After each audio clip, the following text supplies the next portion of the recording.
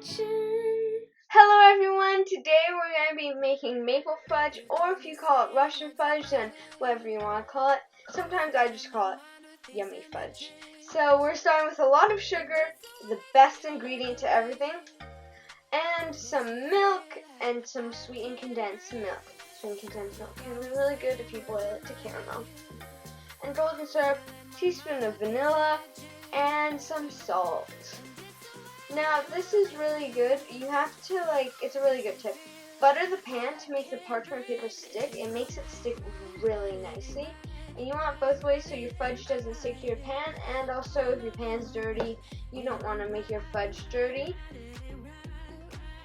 Now for this, you have to be very, very careful with the color you get.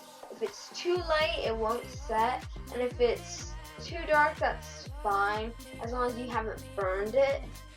And if you burn it, it's just burnt. If you've never had burnt caramel or burnt fudge, I don't think you want to start now. You want to get that nice goldeny maple color. You know the color of maple syrup?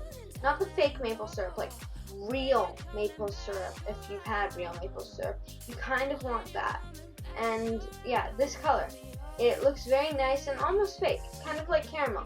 That's kind of what you want. Just so you know, if you don't beat the fudge long enough, it won't set that nicely, but if you beat it for too long, it'll get really crumbly. Before your fudge sets, just score a few lines on top, just so it makes it easier to cut later.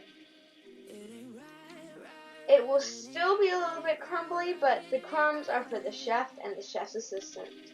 And trust me, you want those crumbs. Well, you don't want it to be too crumbly, but if you're the chef or the chef's assistant, you want them. Bon appetit. Please like and subscribe. Thank you.